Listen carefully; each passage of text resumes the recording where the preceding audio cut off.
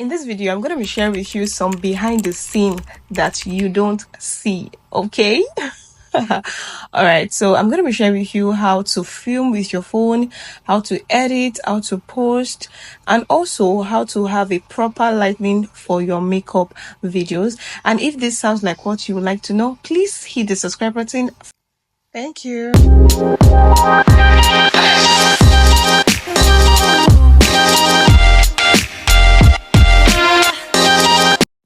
First of all, let's talk about lighting. So I'm using the photo light for today's video because I'm filming in my client's house and it's a closed door. Everywhere is closed already, so there's no natural light, and using 2 to 3 light to be a bit too much, so I just sign up for just this spotlight alone. And if you're using the photo light, I feel like 41,000 is the best you can set up your light, and then you just increase it to like 94% of 80% depending on how bright you want it. So that 41,000 is going to give you a natural effect. So for my phone, I don't like to use video for my videos. I don't like to click on the video for my videos. I don't know how to say that. So I use the photo and I use the 14:9. Then I notice anytime I film with photos, it does not reduce quality when I'm editing on CapCut. Even when I want to export it, it still gives me that natural look that I want. So all you need to do is click on your long press on your photo, then you key it by the side just like that, and that is for my phone. And to set up your phone level, it has to be close to your client's head, if not up to your client's head, so you can get that perfect angle, so she's not going to be looking too tall and too short. So, and you also need a reflector. So this is the place we are trying to put the light at beside it, but it's not working. It was a bit too much. That is one thing about lighting when it comes to when you are working indoor, especially in a very closed environment. So we have to put it at the back. You can see, and we put the flower too at the front of it, so it's going to give me that green natural effect. Do you get? So this is me trying to place my phone. I was trying my iPhone 15 and also trying my assistant's iPhone 11 to see which one is going to be okay for this video, but at the same time we decided to use the 15 Pro Max, and this is how it came out. Nice. Now let's film. There's no place we could put our makeup products, so we have to manage the little table that we have. Okay, so now I always have my assistant stay at the front of the phone, and if she's not around, I do both as well.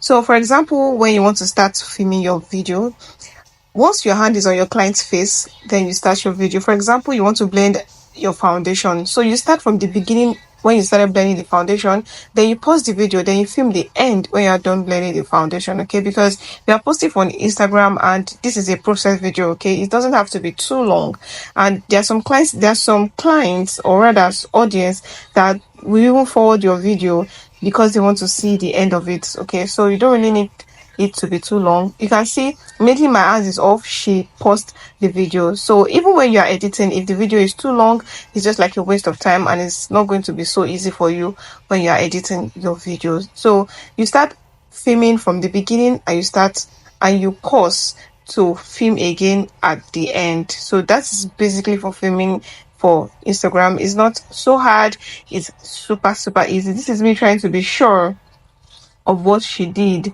so that she can continue, and I'm going to continue my work. Okay, now let's edit with CapCut. So I'm just going to be editing 3 process video, which is just the eye makeup. Okay, so like I said earlier, film from the beginning and at the end.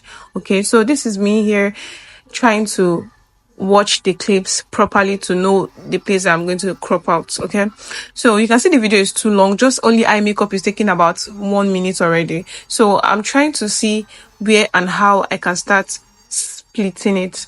So now let's crop out the parts that we don't like. All you need to do is click on edit, then you click on split. Scroll to the part where your hand is already going off on her face, then you click on split. You can delete, and also you can also adjust it if you still need the excess clips. But what I do is I delete mine, then I go to the next clip, then I click on split again. Once my hand is going off on her face, I click on pause, then I click on split to just delete that part out because I don't really need it. Then I did the same thing to the third clip as well. I deleted the excess parts, the parts that I don't really want, and I just click on the splits as usual. Then I deleted the excess.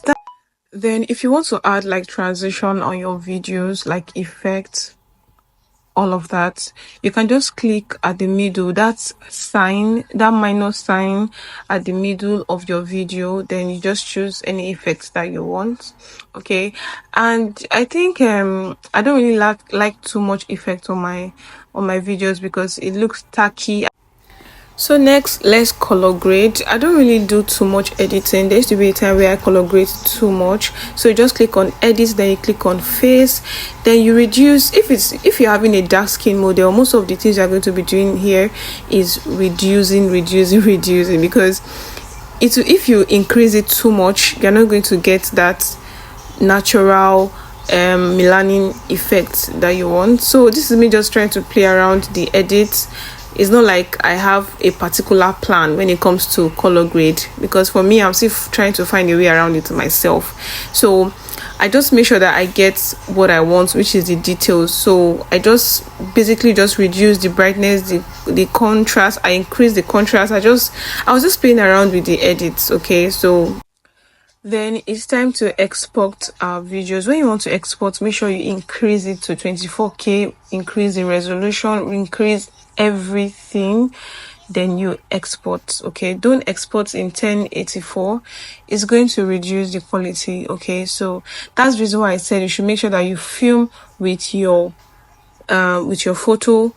I always believe in good camera and good lighting. Okay, so that by the time you're editing, you will not be doing so much. All right, so our video is ready to upload, and then we're going to go straight to Instagram. Okay, I am sure everybody knows this already. Okay, so when you export your videos to Instagram, you can use the effect, the filter, which is what's the name of that soft filter.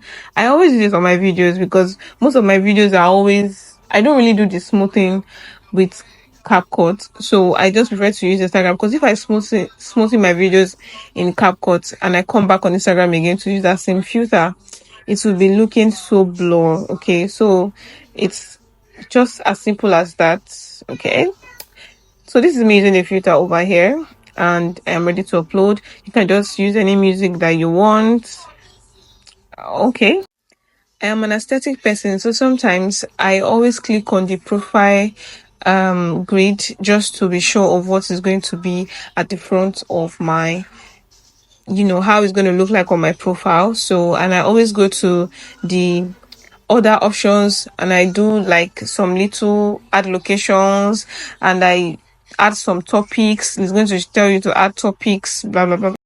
This add topics helps your audience to find you, so it's going to take your videos to the right audience. So you just enter, you can just choose makeup, skincare, stuff like that, and your video is ready to upload. Okay, this is how the video we edited look like. You can see how it's just going smooth. If you have not followed me on Instagram, please do that. I'm a makeup artist and I am so good at what I do. Okay, please hit the subscribe button if you have not subscribed already. I'll see you all in my next video. I love you. Bye.